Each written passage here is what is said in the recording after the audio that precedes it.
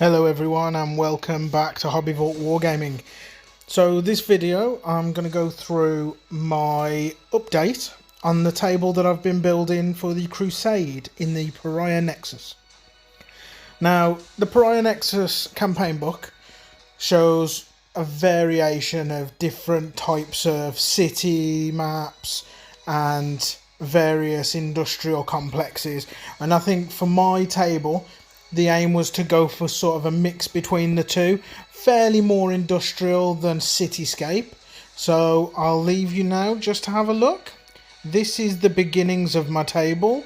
So I've got a fair bit of little industrial terrain, some pipe work, some furnaces. Here's some buildings that I tried to keep a kind of bone just to offset the table. I've got 2 crates here and there's another one to follow. So everything on the table I want to be able to fight around on in the true style for 40k. So on the table I've tried to add that little bit of battle damage, little bit of rust in areas, keep the table kind of tied in.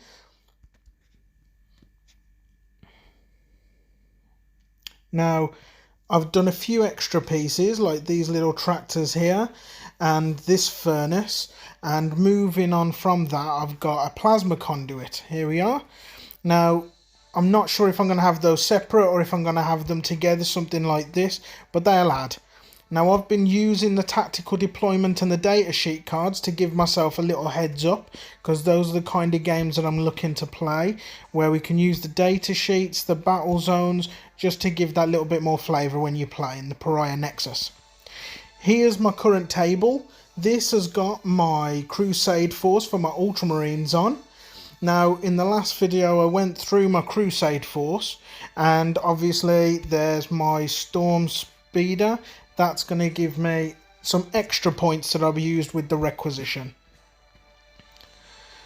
So I had a great fun just painting up these few, and there'll be more terrain added, and I'll show you more videos of that at a later stage, or you can see it on the Instagram page. Now then, that's the upside of the table. Nice quick one today. However, I am going to go into something else, which is my Age of Sigmar project that I've been doing on the sidelines. Now for Age of Sigmar I can only really pick one army, and that is the Kadaron Overlords. I hope I'm pronouncing it correctly.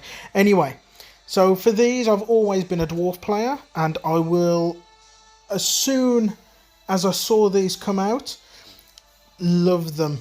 Love the whole skyfaring pirate theme. I mean, over the years, I wish that there were more dwarves in Age of Sigmar at the moment, but absolutely these are the ones that I've chosen to go for.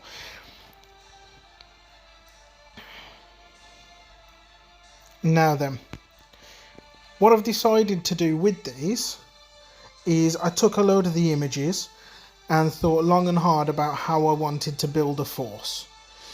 Looking at the different units, the different ways of building, and for me I had to go for Path to Glory.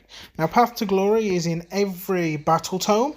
Every battle tome has an option for you to do a Path to Glory list where you get to choose or roll for a specific force using the tables shown here. So for these, I've rolled an entire force, and here they are. This is Durbeck Blundergruff, Pioneer of the Cloud Reef.